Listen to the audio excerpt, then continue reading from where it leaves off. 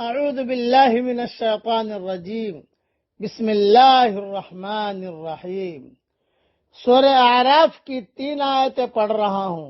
آیت نمبر 133، 134، 135۔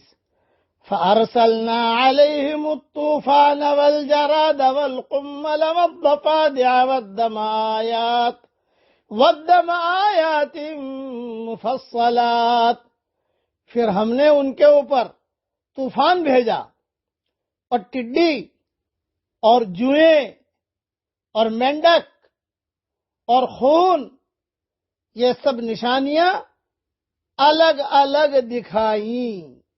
فَاسْتَكْبَرُوا وَكَانُوا قَوْمًا مُجْرِمِينَ، پھر بھی انہوں نے تکبر کیا اور وہ مجرم لوگ تھے۔ وَلَمَّا وَقَعَ عَلَيْهِمُ الرِّجْزُ قَالُوا يَا مُوسَى ادْعُ لَنَا رَبَّكَ بِمَا عَهِدَ عِندَكَ، اور جب ان پر کوئی عذاب پڑتا تو کہتے کہ اے موسیٰ اپنے رب سے ہمارے لیے دعا کرو جس کا اس نے تم سے وعدہ کر رکھا ہے۔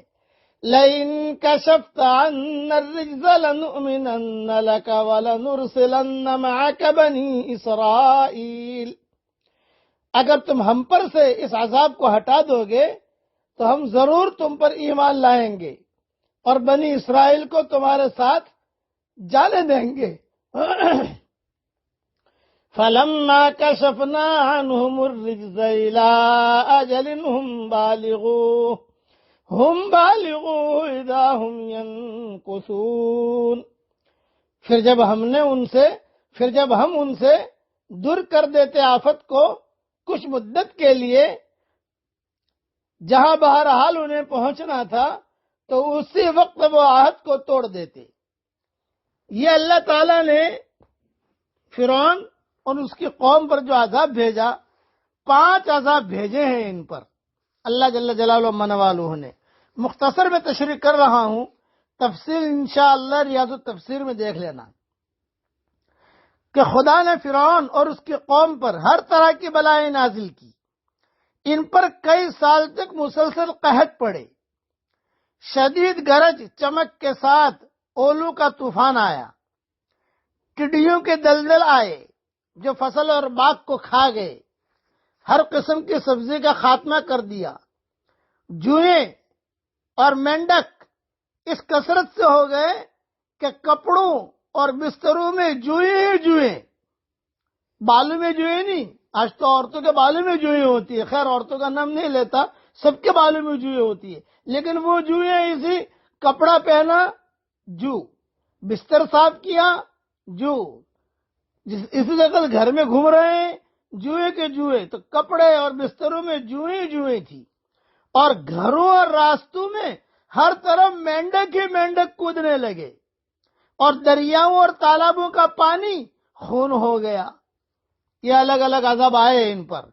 طوفان، فارسلنا علیہم الطوفان، اور ٹڈیاں، اور اس طریقے سے جوئیں اور خون، اور یہ سارے کے سارے جو ہیں یہ بھی عذاب آئے۔ 5 عذاب ہیں، آپ دیکھ لینا، طوفان، جراد، قمل، ضفادع، دم، یہ 5 عذاب ان پر آئے ہیں اس قوم کے اوپر۔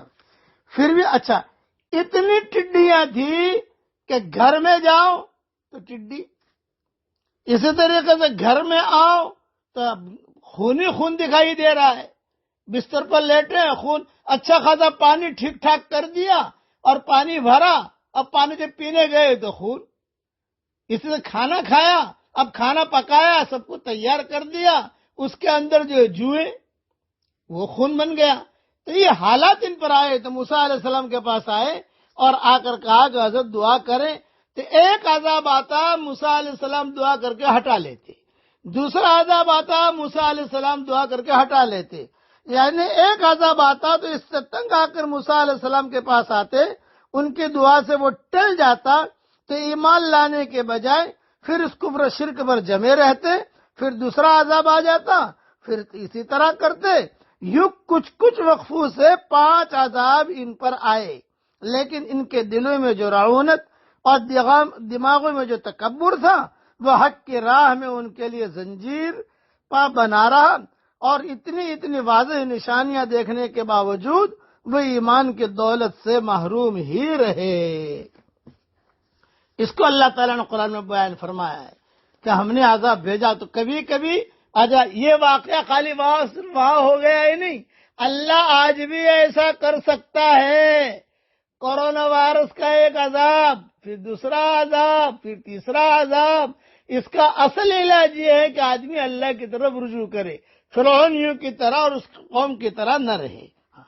آدمی اپنے کو محفوظ حالت میں پا رہا ہو تو وہ طرح طرح کی باتیں بناتا ہے، مگر جب اس سے حفاظت چھین لی جائے اور اس کو عجز اور بے بسی کے مقام پر کھڑا کر دیا جائے تو اچانک وہ حقیقت پسند بن جاتا ہے۔ اب وہ بات خود ہی اس کی سمجھ میں آ جاتی ہے جو پہلے سمجھانے کے بعد بھی سمجھ میں نہیں آتی تھی، مگر انکار کی طاقت رکھتے ہوئے اقرار کرنے کا نام اقرار ہے۔ الفاظ چھن جانے کے بعد کوئی اقرار نہیں۔ یہ عذاب اس قسم کیا ہے کہ کھانے میں انہیں خونی دکھائی دیتا تھا، ہر جگہ جوئیں دکھائی دیتی تھی، اتنا صاف کرتے تھے مکان چن بالکل پاک صاف کر کے، لیکن جائے گا بعد جوئیں آ گئی، خون آ گیا، مینڈک آ گئی تو یہ لوگ بہت گھبرا گئے۔ موسیٰ علیہ السلام نے دعا کی، عذاب ٹلا، پھر بھی نہیں مانے تو اللہ نے پوری قوم کو ہلاک و تباہ اور برباد کر دیا۔ اس لیے ہم ساری دنیا کو دعوت دیتے ہیں، ہمارے ایک اللہ کی بڑائی کو تسلیم کر لو، اس کے احکامات کو پورا کرو، کرنے والا وہ ہے اللہ تعالی۔ ہمیں قدر کرنے کی توفیق عطا فرمائے اور اللہ کے احکامات کو پورا کرنے کی ہمیں اللہ توفیق عطا فرمائے۔ آمین۔ وآخر دعوانا ان الحمد للہ رب العالمین۔